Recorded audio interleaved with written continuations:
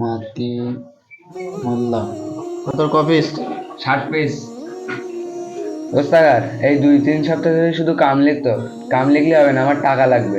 দেখ মাতিন, টাকা টাকা করিস না। টাকা এখন আমার খুবই প্রয়োজন।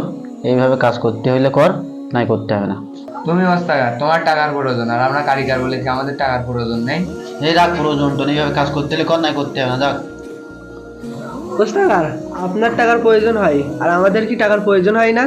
আমাদের এই কাজ করে সংসার চালাতে হয়। আর বিশ্বনবী হযরত মুহাম্মদ সাল্লাল্লাহু আলাইহি সাল্লাম বলেছেন শ্রমিকদের কাজ শেষ হওয়ার সাথে সাথেই তার মজুরি দিতে।